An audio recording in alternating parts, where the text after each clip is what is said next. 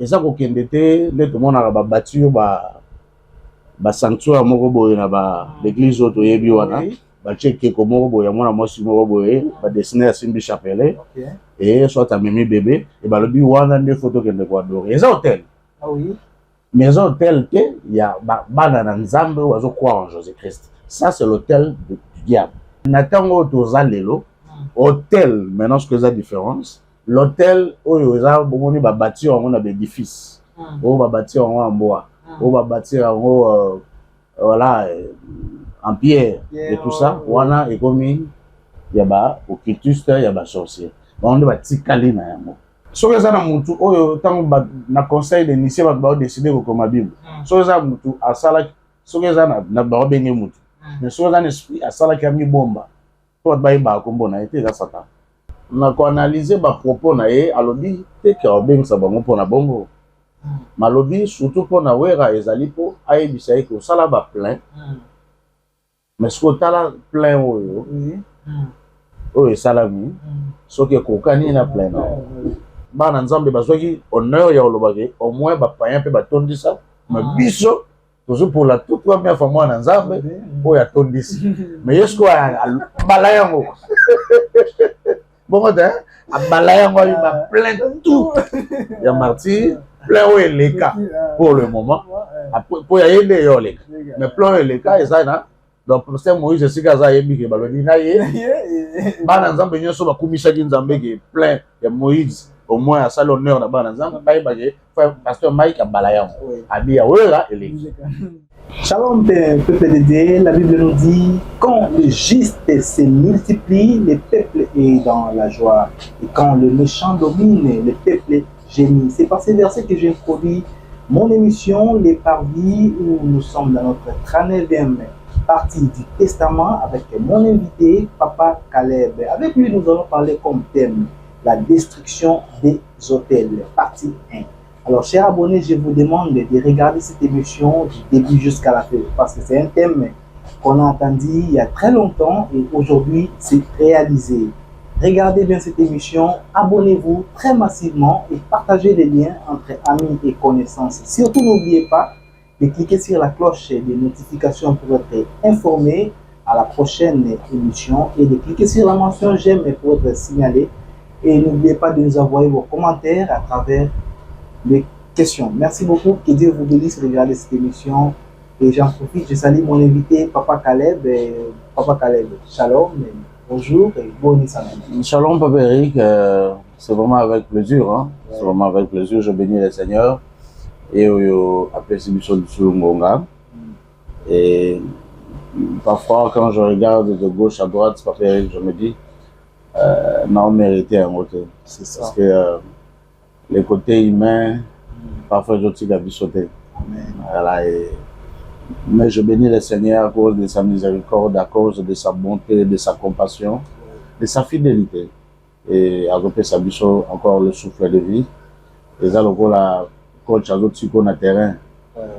Badinyo souvent mon a fouté. Les supporters souvent na ya quand divers souvent mon a fouté. Et les supporters cette équipe non va longola et ça coach a changement. Le coach a tellement confiance dans le joueur, il a dit que Azara fouté, il a fouté dans un moment. Il y aura un moment peut-être où ça l'action soit il y a un au salaire qui est au Chabi, soit il y a un au Chabi. Et j'espère que pour nous, le temps que nous avons bâti sur le terrain ou bâtonnions parce que tous les bon moi Eric, ils ont pour notre tata moi cité, ils ont pour nos côtés, j'ai l'habitude de le dire, ils ont pour na manaté, ils ont pour na moi cité. Ceux qui n'ont pas bon moi, ils ont pour na Papa Eric, ceux Papa Eric a bon moi, ils ont pour na ngaïté. Si ça dépendait que de moi dans le babou, on l'a eu déranger. Mais si je suis en vie et si nous sommes en vie, c'est à cause de notre Seigneur Jésus-Christ. Et ça même pour le diable, le diable même bateau d'Oakaï, ça là que sacrifice c'est 1500 personnes par jour. Moi je n'ai bateau moi je zindi pour la volonté moko, mais le diable ça pour ça chose que on a son cas moi de à coup faire ouais, il y a toutes ces choses là, mais il y a que Dieu, le Seigneur Dieu tout puissant qui nous aime beaucoup, qui nous donne sa paix.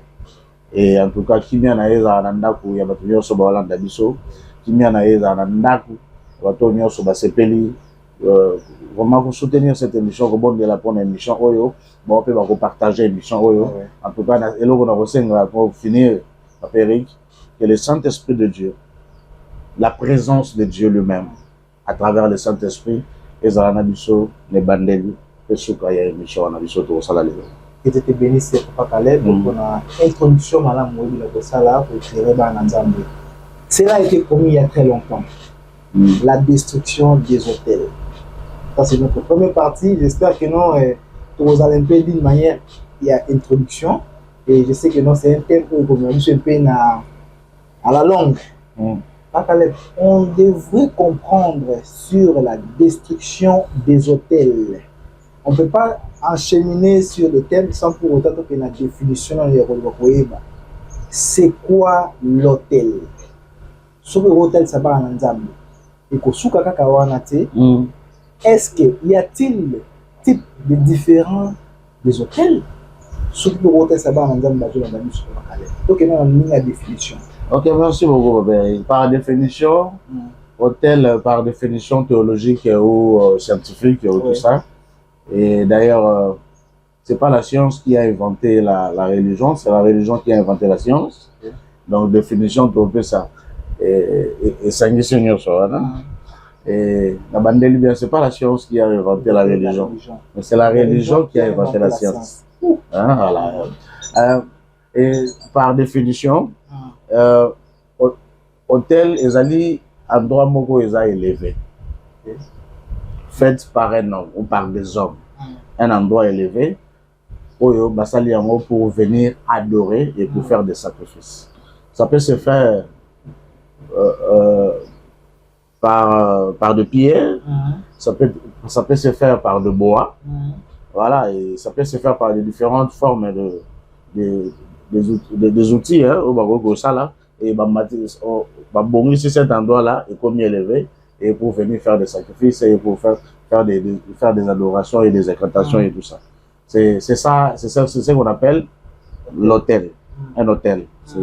C'est un endroit élevé où on vient pour adorer et tout ça. Donc, ça peut se faire dans la forme, il y a l'ibaya, il y a l'imanga et tout ça, voilà. Donc, ça se passe comme ça. Voilà pourquoi je vais arriver et Jésus-Christ a Kenaki, dans Golgotha, dans un endroit bien élevé, où ils ont l'ibanga.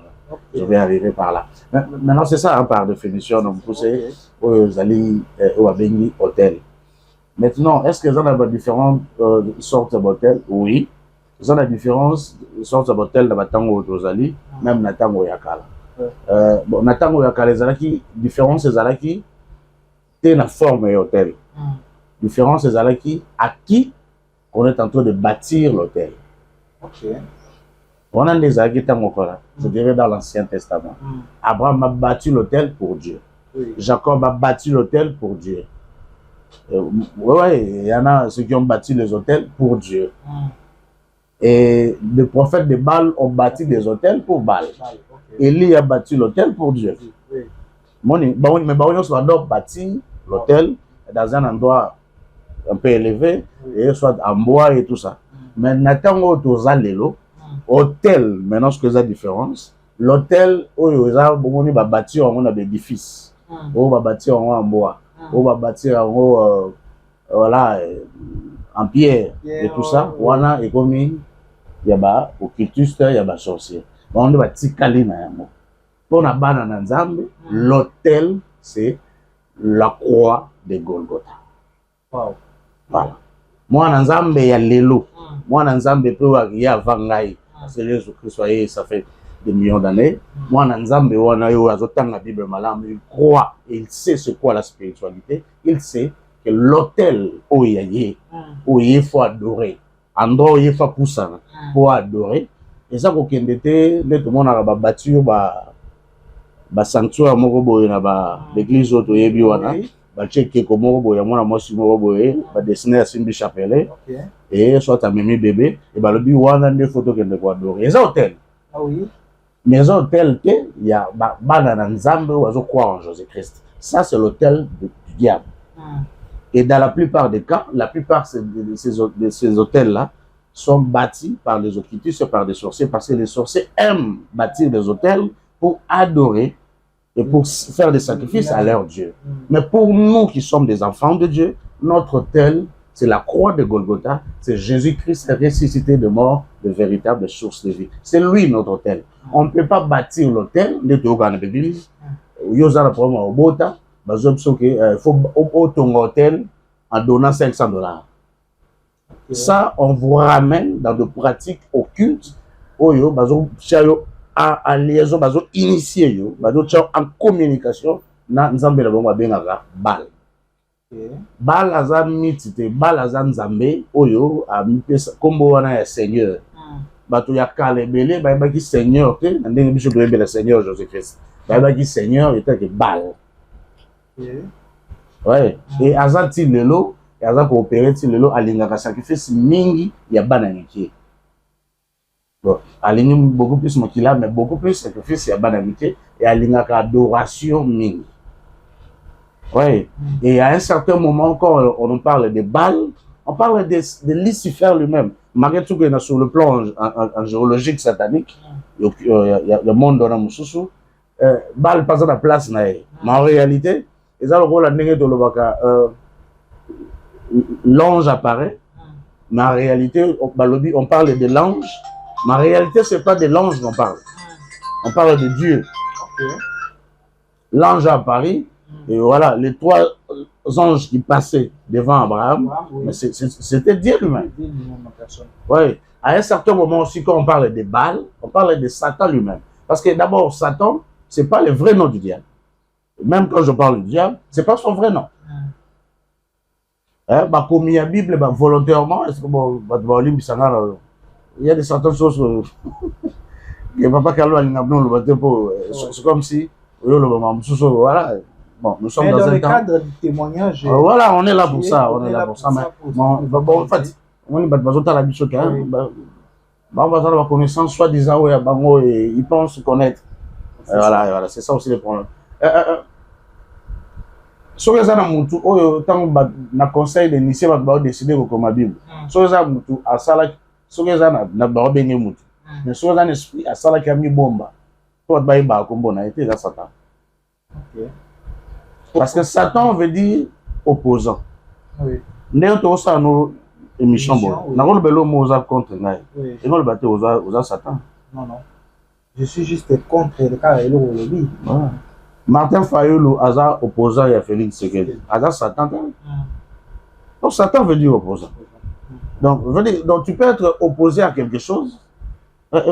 Moïse, quand le Seigneur a dit que je dois détruire les enfants d'Israël, en quelque sorte, s'il faut bien lire les Écritures, c'est comme si il s'est opposé à la décision en Zambie. Non, non, ça ne peut pas se passer comme ça. Qu'est-ce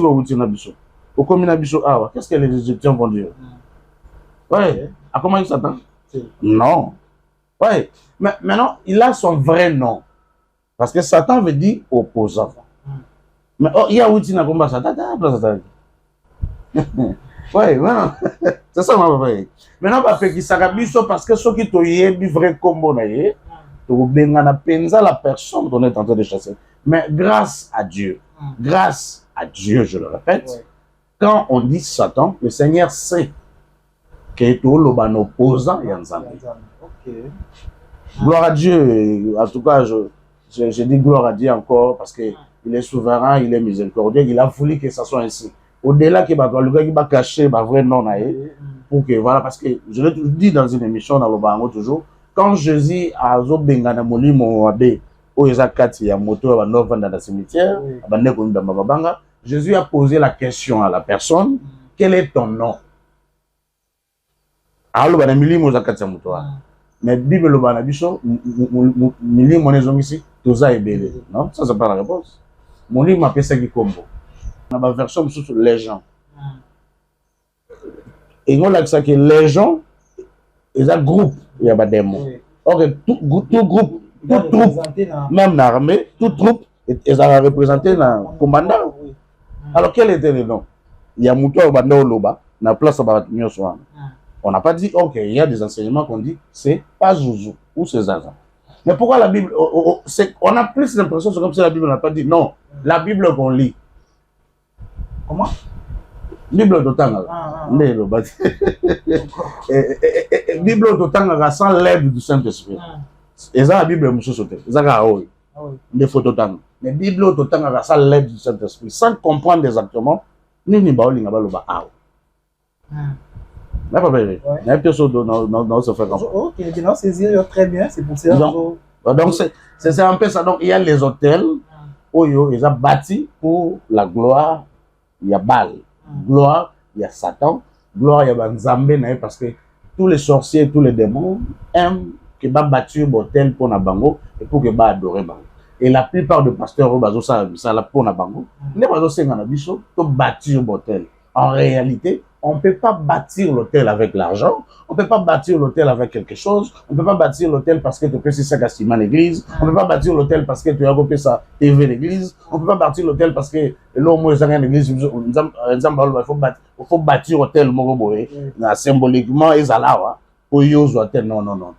Non. On doit bâtir l'hôtel à s'approchant de notre Seigneur Jésus-Christ et en venant devant lui, tout en sachant qu'on est de pécheurs et en venant avec une manière de se repentir et de recevoir Jésus-Christ dans notre vie comme notre Seigneur et notre Sauveur. C'est dans ce sens-là. Il est maintenant le véritable hôtel pour Molimo Centre Zakatinabiso, car le verset de Jean, chapitre 4, dans le chapitre 4, on va prendre tout le sens. Parce qu'à l'objet, les vrais adorateurs adoreront le Père en esprit et en vérité. Et bâtir un hôtel, c'est un endroit qui convient pour adorer. Or, le Seigneur a l'obagi même dans moi, samaritain, et ça, c'est dans Ngomba ou Anate, et ça, c'est Wapité. Mais c'est en nous maintenant qu'on adore le Seigneur. Donc, on doit bâtir l'hôtel en nous maintenant, en cherchant la sanctification, en vivant dans la vérité, dans la loyauté envers Dieu, dans l'intégrité. Ouais. C'est depuis l'Ancien Testament que Dieu cherchait des intègres. Donc, si je comprends bien la différence entre les hôtels où tu peux le battre, et ça qui est un système où on a kala, si je peux le dire, il y a pour étaler le pour boyer, pour fouka melango, pour bon de la place là, ce n'est pas un bon endroit pour ça hôtel à malamouté. Hôtel à malamouté, de toi-même tu te rends compte, il y a pour zonga dans la vérité, dans l'intégrité, de te reconnaître que non, tu es enfant de Dieu. Il y a un monde hôtel à malamouté. Il y a un monde hôtel à malamouté. Ma faux pasteur,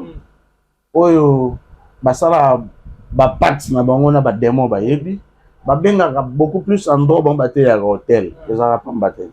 OK. Et les hôtels bon place na vendre les hôtels. Bon place musicien vendre des hôtels. Bon place protocole à terminer la porte des hôtels. C'est la maison de Dieu. Ils ont ces hôtels. Mais bango ba commis hôtel et siga bango ba vendre wana. Pona ni o ba yeba que avant il commander commis wana ba kundi bantaba ba kundi ba mouchoir ba kundi ba lapin ba kundi toutes sortes de choses. Bâtir hôtel. Dès que tu n'as pas aux hôtels, beaucoup ça n'a pas hôtel là, ça n'a pas de sacrifice. En réalité, c'est toute cette église-là. Voilà, quelqu'un qui va me suivre le non, même dans le tabernacle, il y avait l'endroit, il y avait les lieux, le parvis, les lieux saints, les lieux très saints. Mais sur le bon, alors, respectons, comme c'est écrit dans l'Ancien Testament, moi je ne peux pas venir dans les lieux très saints. Ok. En fait, bon, pour la bande déco, quand ils se disent que notre pays, ils se réunissent, ils vont prier. Là, c'est pas. Aller chercher le Seigneur dans un endroit calme, qui peut t'aider. Il y a au moins sa dimension spirituelle là. Hein? Qui peut t'aider d'abord que votre corps est à la libérer et puis sa place d'esprit. Pour que vous ayez le contact devant Dieu. Ou bien, on appelle ça la nature doit nous enseigner. Et ce qui est même dans le Bakondi. Au bout de ça, tout le monde a bien.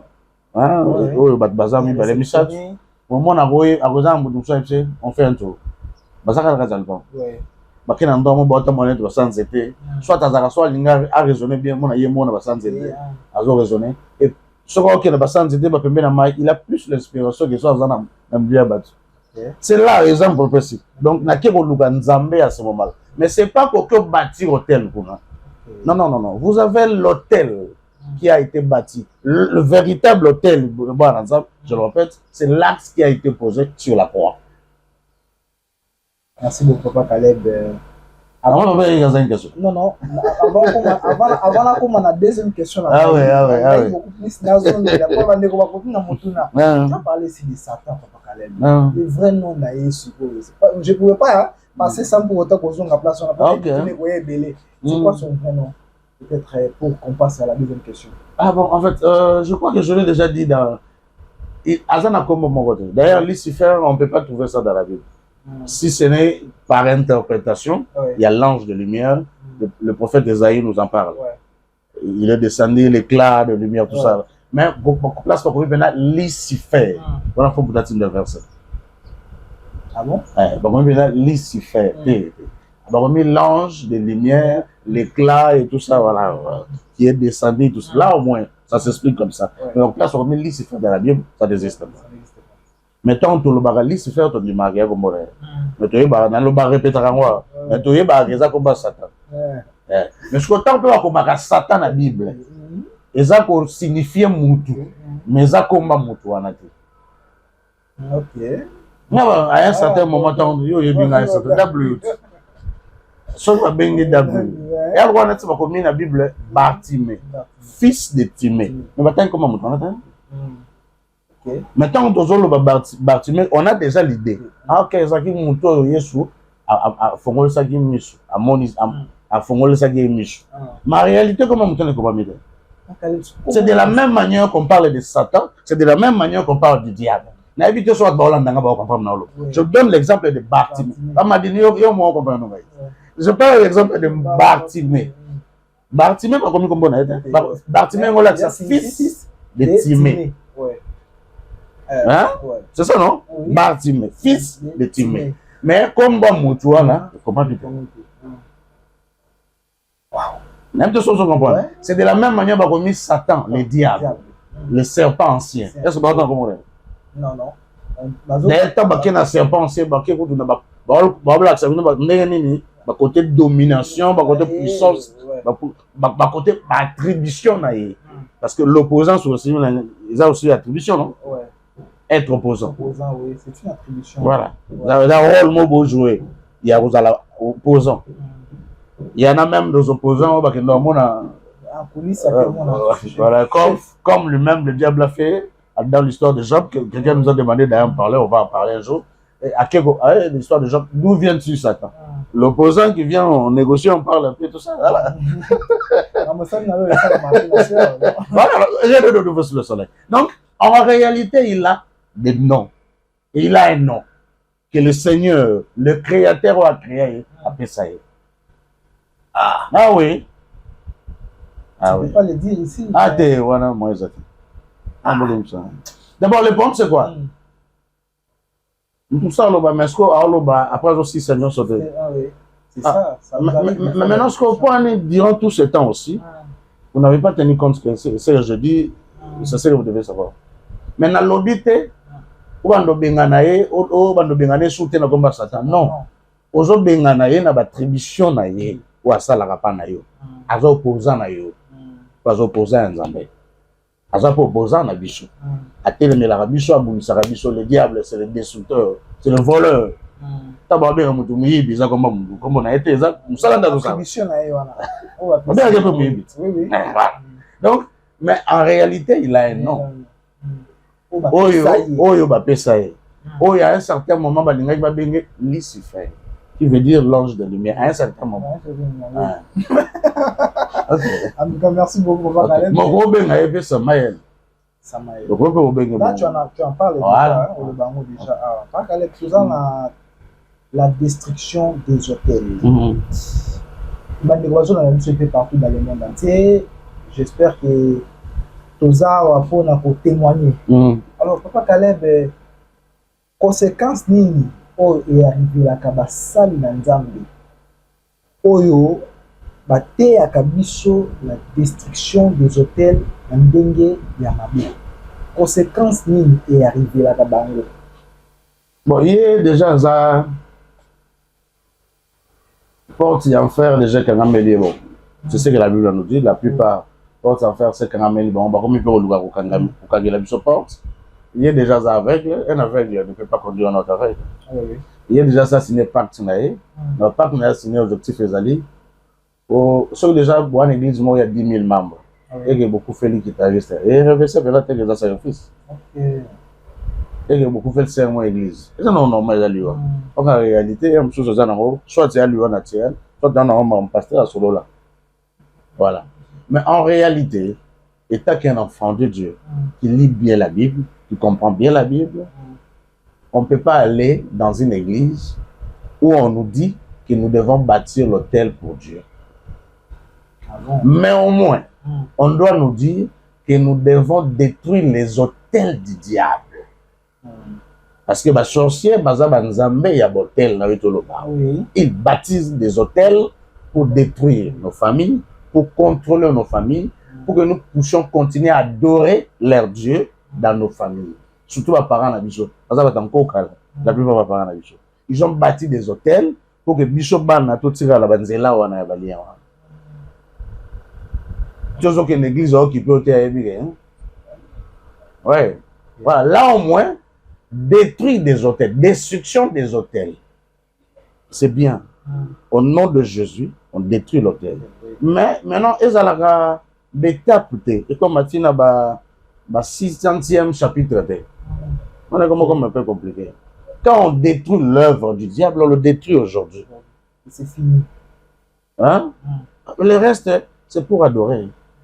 Nous sommes créés pour faire quoi? Si ce n'est qu'adorer le Seigneur. Passeya, Nzaleya, Moula, Kake, on adore. On ne peut plus continuer à détruire parce qu'on a déjà détruit. Et on a donné la place à celui qui est le véritable autel. Il a peu de place. Donc moi, on a sur le fois comprendre. N'a qu'une destruction de l'hôtel Lélo. N'a qu'un soit pas une semaine. N'a qu'un soit. Hôtel ou un autre de tout ça, il y a l'itoy. Il y a un ballon, il faut détruire les solos. Après, après, il y a Bana.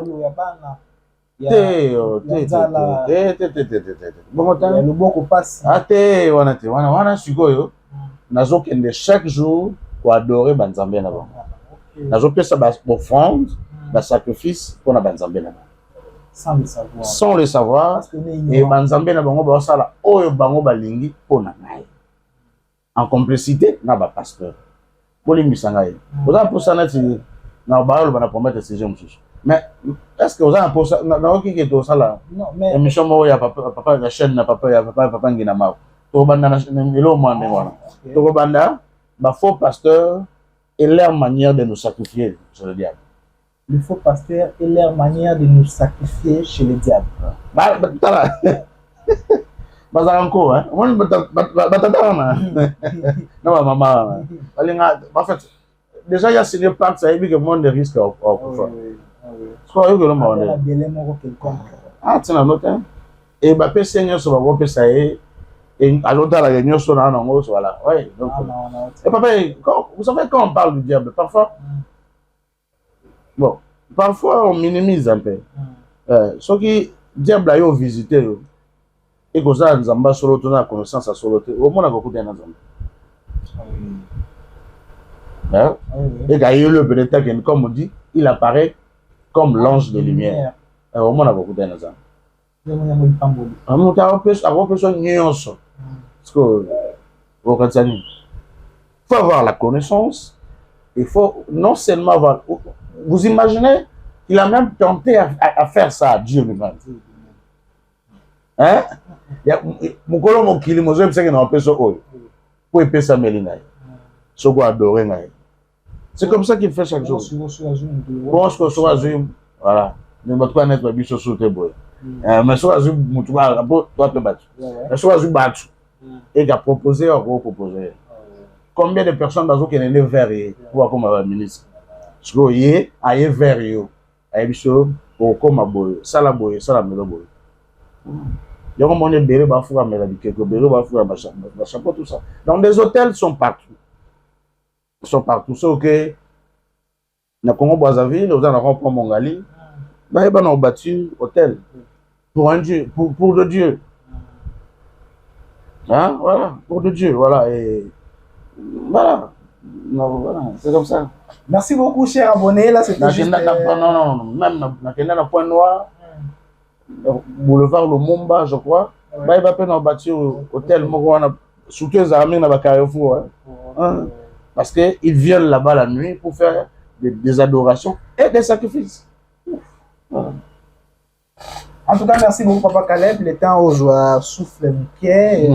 C'était juste la première partie de notre thème, la destruction des hôtels avec Papa Caleb. J'espère bien que non.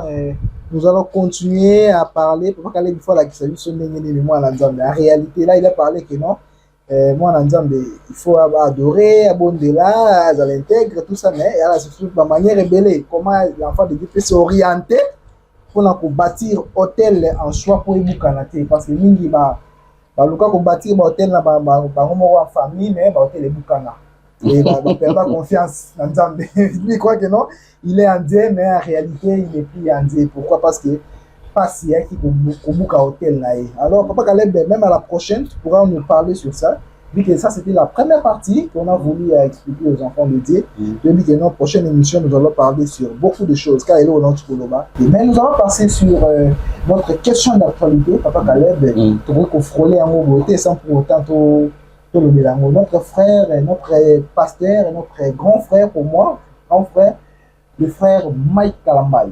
Azon est à concert ce samedi le 27 dans le stade des Martyrs. Alors ça va un peu tourné partout, dans l'église pour la promotion marketing il y a concert dans la chaîne de télévision pour ça la marketing.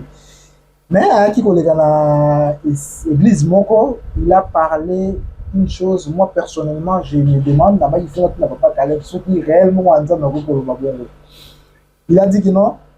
Il va inviter Kofi Olomide, il va inviter Fali Poupa, il va inviter Werrason. Pourquoi il va inviter Werrason? Pourquoi Werrason a marqué là qu'il il a dit que non, il va inviter Werrason parce que Werrason a ça là plein à stade des Martyrs.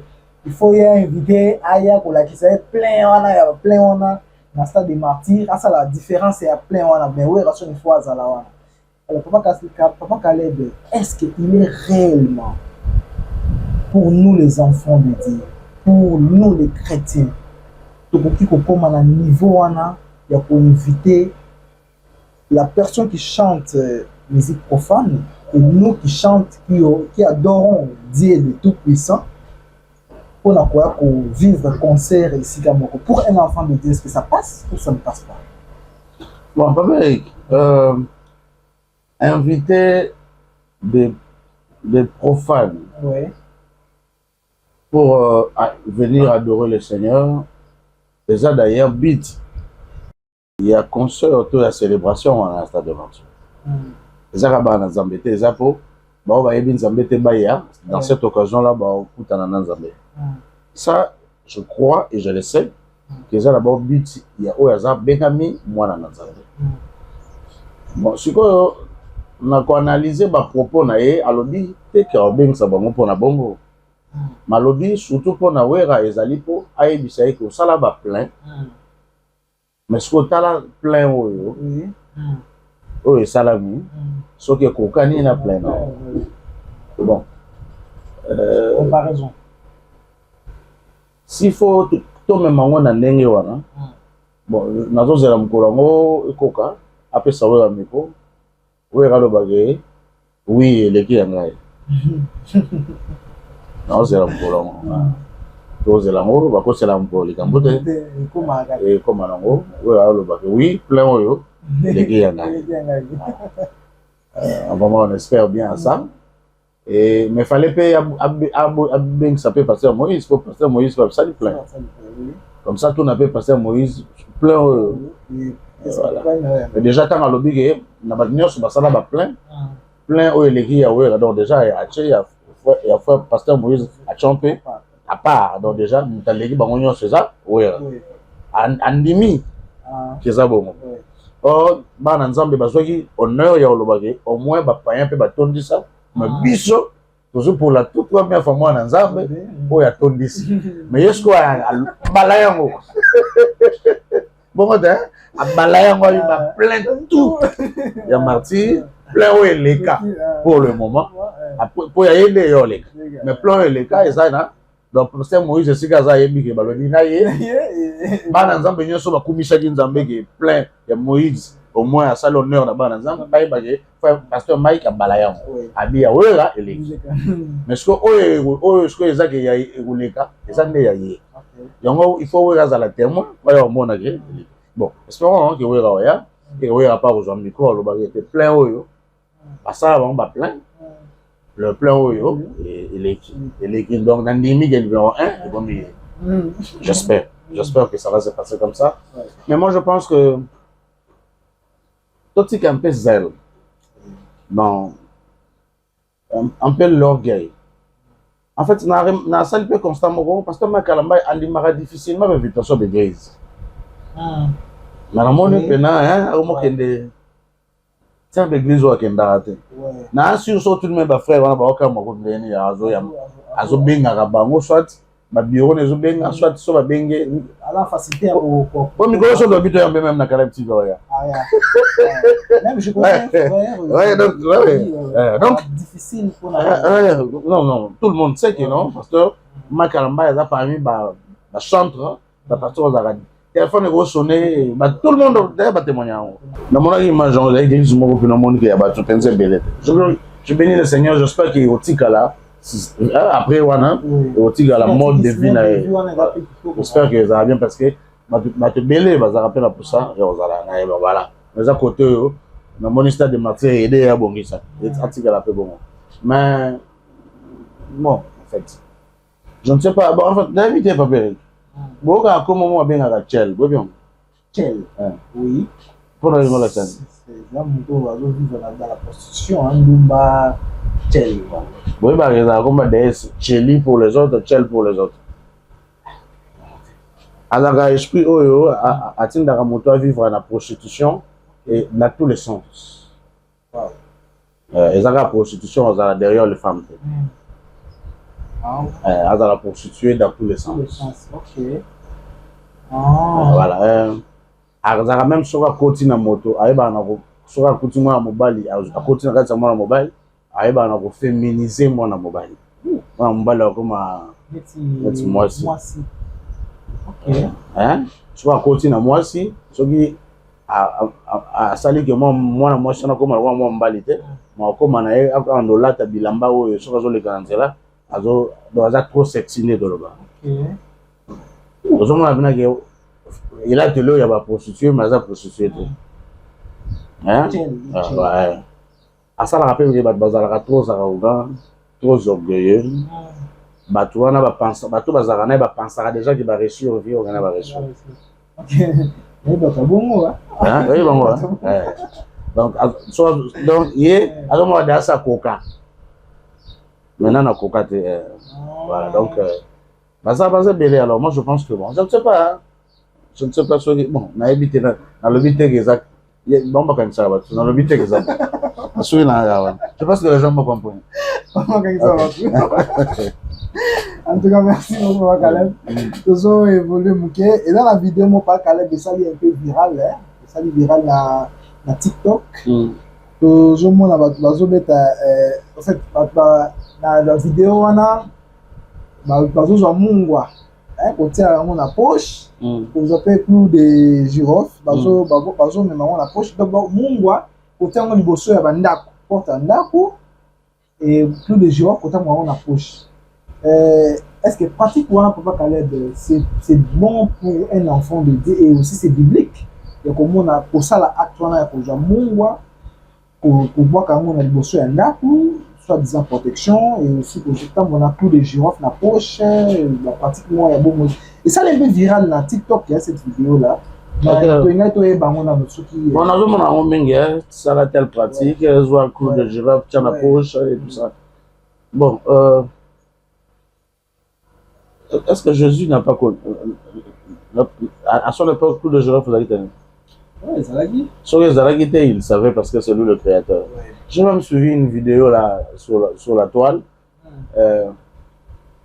Pasteur Moazo Bagé. Bampuku, Nyau. Naba Nyau, Naba Mboa. Mboa. Nzambe Mutasala Bango. Bango teza kelamu ya Satana Mutasala Bango.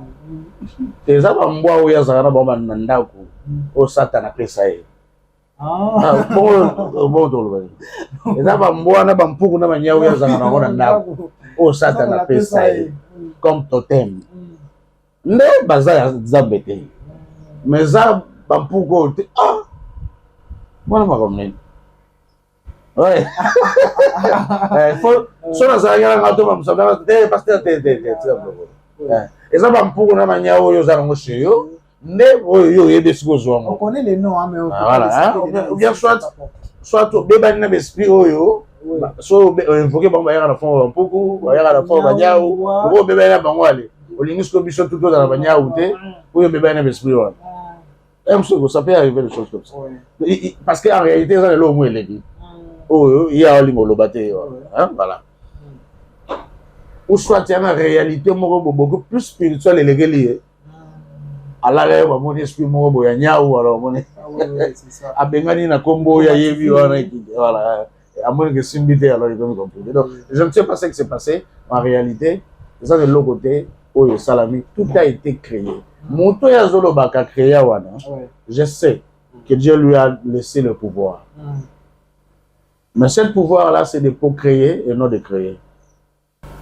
moni donc moto soki déjà ba tuba moni que oh mosantu akomaka na baexigence bakomisaki na baexigence moko bon si totombolo mingi lakisa kozala biso allez akomi na ye na biloko en tout cas nzambe alimbisa à un certain moment de certaines choses qu'on dit je ne sais pas bon pratique wana pratique ya kozala na mungwa kobwaka ngo na bacoin ya bapangu papa yobi on doit encore on c'est so chez mungu na ba point et la difficile bampuko ba kota na ndako bampuko ba mungu ade mais les autres chez mungu mo bampuko ba sera ta on a un exemple mon sera on va bampuko ba sera ta on m'a bampuko nyatina nyao mpuko nyatina na mungu aleki na awole pe mungu aleki na pour moi le lika ouais. Donc il y a certaines choses qu'on nous dit, c'est pas ça la vérité. Ouais. Et d'ailleurs, et vous avez la vérité nini, ce que ils ont soutenu la carte. Je sais que le diable a copié la gagnance. Je sais que notre Seigneur Jésus-Christ a bien revoir soyi na mabele, a baloli, a tient na moto a kende. Je sais que a tchaki mai ya siloé. Pour qu'à un moment donné, en Dotindaka, Molimo Santu, à Nénissimali, ce sont des pratiques non, qui se faisaient. C'est Dieu qui le faisait. Je sais que le prophète Élisée a yébisa qui n'a Josué, na général Naman, Kende na Maïtel, se plonger 7 fois. C'est Dieu, non? Qui est en train d'opérer.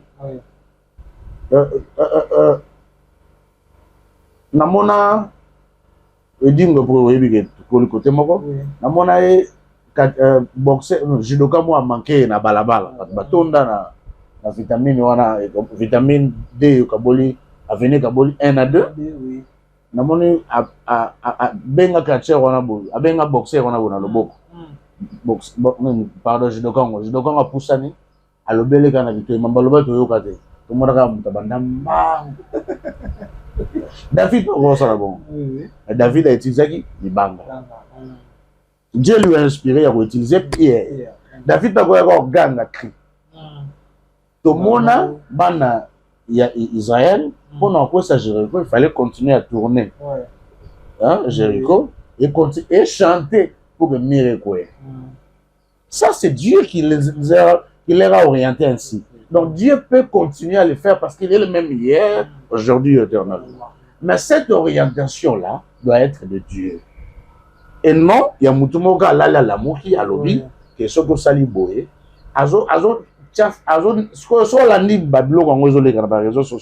TikTok, la foi n'est pas en Jésus, Mais la foi est ça, na clou de girofle. To boïté. Que clou de girofle est salami dans Nzambe. Amour le prophète Moussa a le clou de girofle dans Nzambe. Pour moi déjà au Nzambe. Et que to boïté et que ça déjà na puissance naturelle au Nzamba sali yango. O yekoki ko traiter telle maladie. Oui, mais ce qui est comique na yango ndé au tien na poche ne comporte le bon heureusement et porte le grâce et bonheur te la chance parce que na manzambe chance à la heureusement pour eux voilà que ça me dit déjà que ça ne partait pas à Dieu. Ouais. Et on peut voir ça et porte le chance. Dans les choses de Dieu il n'y a pas de chance, il n'y a que la grâce. Donc quand on nous amène dans ce terrain là, bananzambe au coup de girofle, au tchangoboy, salangoboy, tout ça, moi je pense qu'il y a assez bon. Mais ce qui est par contre même sur le plan médical, que qu'on peut traiter telle maladie, c'est bon. Mais ce qui est un négo, ça là est désenvoûté. Ça peut être désenvoûté si le Saint-Esprit oriente l'homme de Dieu et l'homme de Dieu te dit fais ça avec ça. Ça c'est Dieu. Il est le même hier, aujourd'hui et éternellement. Il reste souverain. Il fait ce qu'il veut. Mais ce que comique est trop mis au longo la Yesu, comique à tous les jours, comme mongo, comme moaza créature en zambete. Non pas ce que c'est ça. Par exemple, chela. Bande wazo na biso bala bande ko na bango ya basite ya mibali. Wazo bakoko za na ba lolenge wana. Alors ceux qui ba bonde la pona bande ko na ba changer. Prière d'orientation ni ba ko sala pour que résultat nzamba ba ko ça. Bon, d'abord, moi, il y a un tout ça, et ça va bon.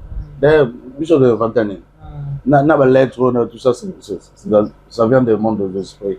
Bon, c'est Tchéli pour la Batumsoso, c'est Tchel pour la Batumsoso, c'est Tchela pour la Batumsoso, c'est aussi Monama pour la Batumsoso. Monama va emballer par Pongolov, va emballer pour Evoloko, va emballer, n'a eu qu'à dernièrement, on a habité ceux qui. Aïmbaki na conscience en tout cas au lieu de mais na yoka azo bimisa monama c'est un abiso rebo nzembo moko asala alati rob mo pembe azana pembe na mai na basuka nzembo wana koma oloba monama voilà il y a yemba zabolo aza un peu différent et tout ça voilà et maintenant okoki ba mususu ba benga kaye ya Wesso, donc, on a peut-être ceux qui sont exprès ou quoi, en tout cas, vous excusez de citer le nom, on a faire comprendre à tout. On va dire, Mr. Nzemba, il va à l'Obaka. Wesso, après, on va dire. Ok. Voilà. Donc, à ça, on va dire, on va dire, mais si il voit rien.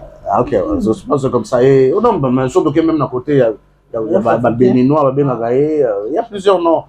Mais ouais, il y a Blazo, Blazo, bon, tout ça. Donc, à plusieurs noms, il faut que dans le monde, tout ça, ça dépend de votre contexte. Donc, si vous avez un succès, parce que le succès, vous expliquez que tout le monde babando bonde la bazana ba phénomène bazana bana et tout dans le contexte on a mais mingi za randai pas vérifier parce que mutu soso esprit on a côté ça qui y a yeba les arbres de comme soso ngana autour du bango juste pour hasard un sous joueur à ce pela micha ma boucle d'oreille mi balai c'est ça tout moko toi pensé automatiquement ba côté esprit on a côté ce que qui a couché yo moi si